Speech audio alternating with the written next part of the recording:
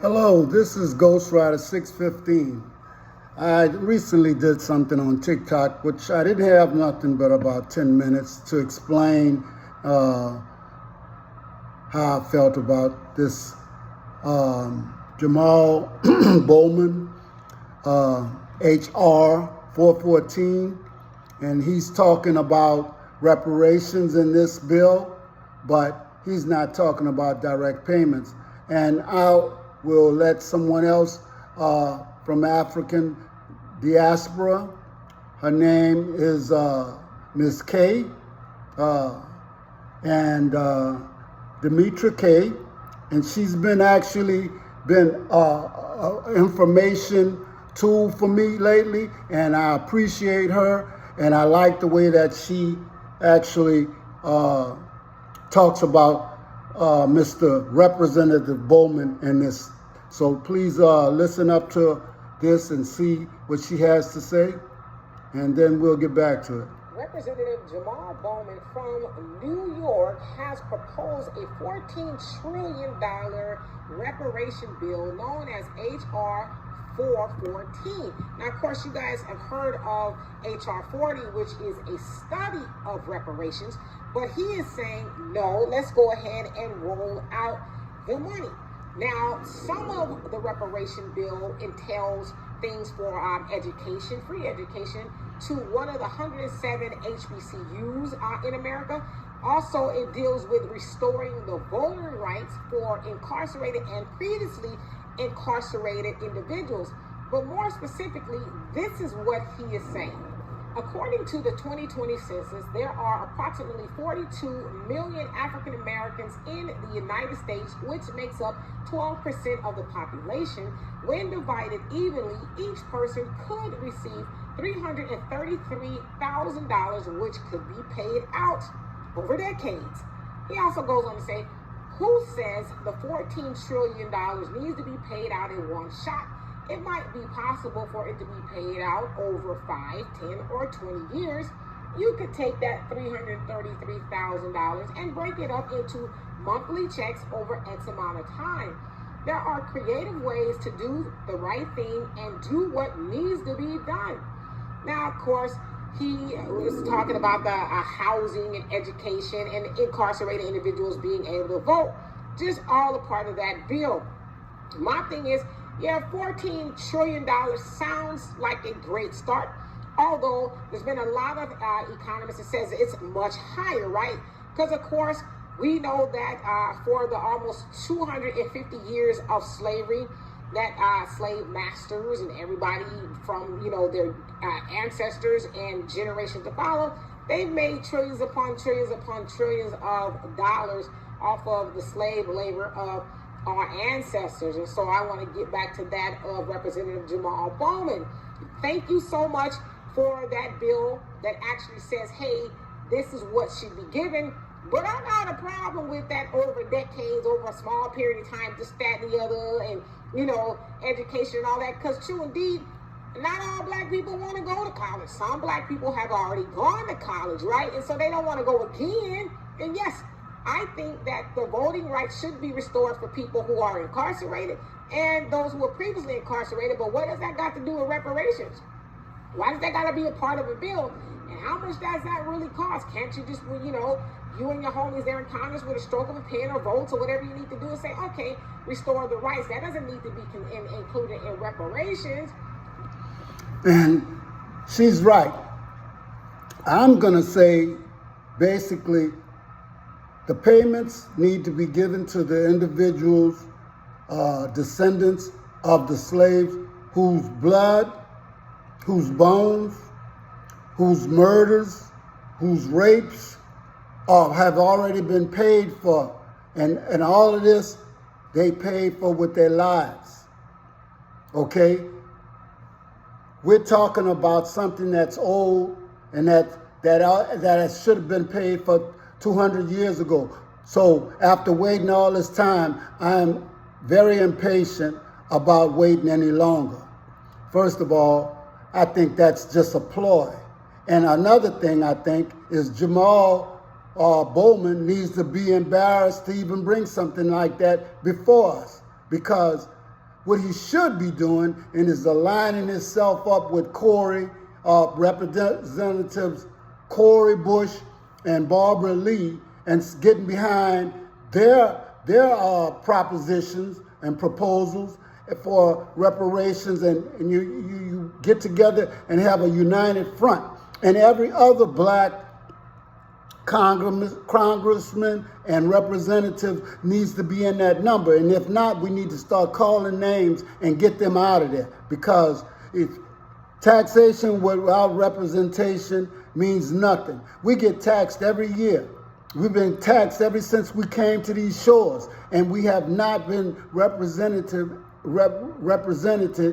actively like we should have, okay? We have not had somebody to represent us and fight for us maybe since the 60s or 70s. And one of the things about all of that is there have been people behind the scenes, you know, fighting for us, and I understand that. We need to be fighting, all of us together, okay? Because one person fighting for us is an easy target, and you know it and I know it. But this thing about giving money to African people or black people over a series of years is crazy, it's ludicrous, because you don't do that when you send money to Ukraine or you send money to Israel and weapons and all of that. You take care of it in one big lot, okay? And let me tell you something. We have to stop fooling ourselves about a lot of things, okay? I already know that every other ethnic group in America does not want to see us prosper. And so why in the world would we be thinking about waiting for anything, okay? And certainly I want it before the elections, okay? Because I don't know how many of y'all realize that promises are meant to be broken when it comes to America, okay? Look at all the treaties that they broke, okay? So how can I trust anything that somebody tells me, you know, after they get in office? No. We need this before, okay? And we need Bowman, if he's gonna be a representative, to be a representative. You are not an economist, okay? Let me show you and talk to you about somebody who has the know-how and the credentials to actually represent us as an economist, okay? Could you explain the racial wealth gap, how the resolution, how we can solve the racial wealth gap, while reparations is what we see as you see as the remedy for that racial wealth gap, and why it is so essential. This is Dr. William Sandy Darity, economist. The racial wealth gap is something that's been quite persistent. The ratio of black to white wealth in the United States has been completely out of whack in terms of the proportion of black people in the U.S. population relative to the proportion of white people. So, you know, for instance, black Americans are somewhere in the vicinity of 13 to 14% of the U.S. population, but possess less than 3% of the nation's wealth. If you were to try to calculate what that meant on average per black and white household, the most recent data from the Survey of Consumer Finances for 2022 would indicate that the average black household has $1.15 million less in net worth than the average white household. And if you were to try to recalculate that on the basis of per person, given the size of black and white households, you come to a figure of about $400,000 per person. If you were to try to total that up across all black Americans whose ancestors were enslaved in the United States, and that's somewhere in the vicinity of about 40 million people out of a total of maybe 47 million black people in the United States, then you come up with a total gap of $16 trillion between black and white Americans in terms of the amount of wealth that black people would have if they had wealth that was consistent with their proportion of the population. And so folks can then say, well, we have this big disparity, but it has everything to do with bad behavior on the part of black Americans. But I think that the clips that you showed us from Dr. Martin Luther King Jr. are clips that really tell us what the origins of this racial wealth gap really amount to.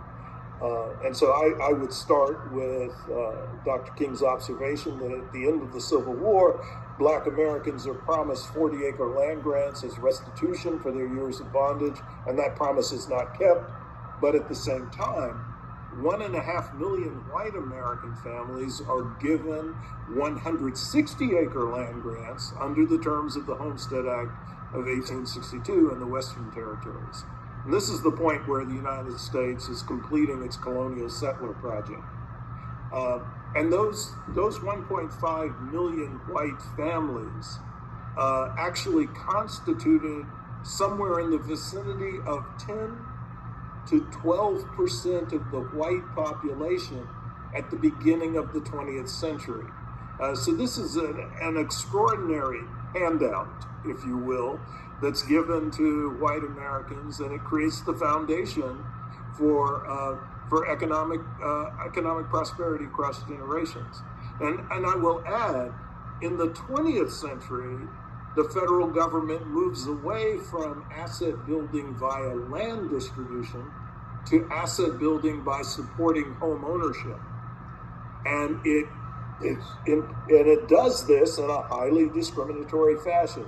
So we can think about the phenomenon of redlining as a way in which black Americans were excluded from the full benefits of home ownership, but we can also think about the GI Bill, which was instrumental in building the white middle class in the United States. So returning veterans from World War II received significant subsidies and supports for purchasing homes, but black returning veterans were denied access to the same set of opportunities. So in the extreme, you had a situation where in the state of Mississippi, out of approximately 3,700 returning veterans to that state, only 2 black veterans received the benefits of the GI Bill for home ownership purposes. And the North wasn't a heck of a lot better, because if you look at northern New Jersey and New York, out of thousands of returning veterans, only about 100 black veterans received the home ownership benefits associated with the GI Bill. So now, you've heard it from a black economist. His name is Dr. William Sandy Darity. And what we see is the same old argument about black financial behavior or black social behavior, and that's the reason why there's a wealth gap. Well, let's talk about behaviors, okay? So it's okay, and let me get something straight. I know a lot of people may not like this, but I'm going to say this because I understand that morally, black people are very spiritual people. And so we know that everybody's not responsible. But you do have a part of ownership in the things that your ethnic group does when you do nothing. We know that all Europeans are not rapists. We know that all Europeans are not murderers. We know that all Europeans, did not mistreat blacks in the way that some did, okay? But we know that if you didn't, you might have been at the picnic for the hanging or the burning, okay? And so, therefore, you're guilty by association. And right now, black people need to be selfish in all of the things when it comes to finance, power, and our station in this America, okay? So when we talk about behaviors, let's be clear on whose behavior it was that was mainly responsible for this great injustice, this great divide of wealth, okay? Let me give you one for instance. So you reneged and did not give black people, after they fought with the Union to overthrow the South Confederates, the 40 acres and a mule, after that general actually put it in place for black people to get the 40 acres and a mule. You came back and rescinded that order. So therefore, there were very few black people that was able to even get that. So we didn't get the 40 acres and a mule. But you turn around and you need the West populated, so you don't take the black slaves and the black people that's in America and populate the West. Oh no, you invite Europeans from overseas to America to beef up your numbers, and you give them 4 times the amount of land that you were gonna give us. 160 acres per probably family or per person. I don't know how you did it, but I know that it was done, okay? And not only that, I made a mistake when I was on TikTok earlier and I said that we were in every major war, you know, in America. That was a mistake. We were in, Africans and black people and black Indians and whoever you want to call them, were in every war, period, with you. America, we were in every war, period. Whether it was in America or whether it was in the entire world. And you still hold back, okay? You still would not give us the benefits. In fact, a lot of the turmoil that they had after World War I and II was due to the fact that when these black people, black Africans and black people, black Americans came home in their uniforms and they looked like men, you got jealous. You started to get that fever again, the killing fever. And you took and you lynched and you hanged black soldiers and did not give them the respect that they were due. And you still don't want to do it. And you get angry every time you think about us prospering, every time you think about us being able to get a house and live something like on the level that you live. American okay? public policy. And so one of the things is we have to remember that y'all have the problem, more or less, okay? You don't make things an equal playing field because you know that the lies that you've been telling about our intellectual ability, our social, you don't talk about the social because you already think that you have a problem with your women. You know, I don't see where black people go running after a lot of European women, you know. I see it the opposite way, okay? And not only that, in intellectually in the schools, sports, and almost every venue you could think of, when the playing field is level, black people accelerate, and they usually what I would call meet the standards, but they exceed the standards, okay? And I'm trying to put this nicely because, you know, I understand that I don't want to get angry like I did the other day, but it really gets to me when, you know, I hear these lies and I hear people in my own community who's supposed to represent us, and they do things to divide us. Okay? So I'll get back to Mr. JAMAL Bowman. Why don't we do this? Since you all for having stuff, given to us on a 5, 10, and 20-year period, let's take your salary, okay, and the perks that you get, and who knows what are you getting from the lobbyists and other people, but let's take your salary and prorate it over 5 years, 10 years, 20 years, and see how that fits you. Because see, now that you're making over $174,000, you can afford to come up with these lame brain ideas about what you're gonna do with reparation money. You are not an economist, and you are not worthy and eligible to even be talking about that. You can make a proposal, but we do something a lot of times that we shouldn't do. You have a man like Mr. William Sandy Darity, economist, when you can go to people like him, and talk to him about the best way to go about, closing the wealth gap in America.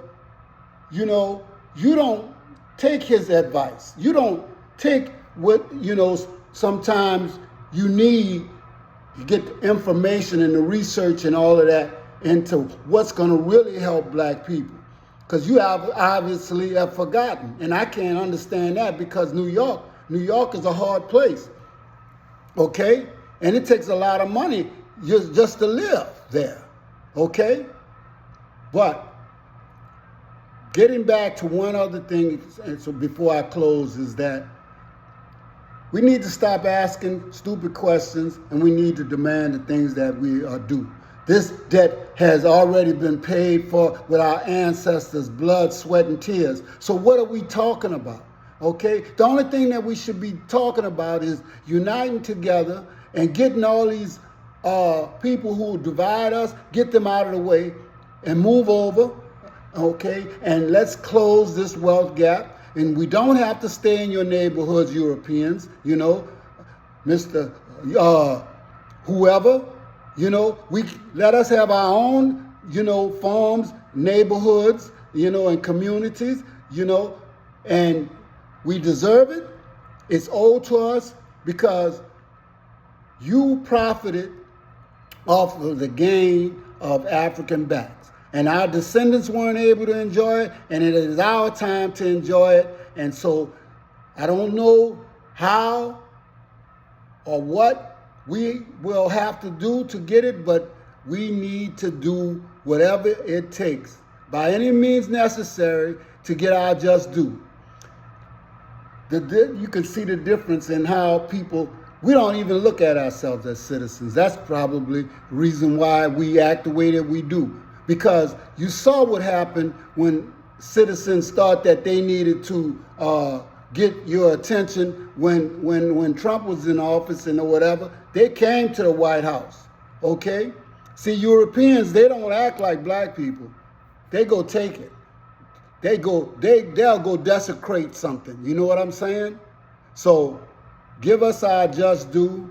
And black people, I am not against any ethnicity. But right now, we need to be selfish. We've all been on the wage and the wealth totem pole at the lowest end forever, and it's time to change that.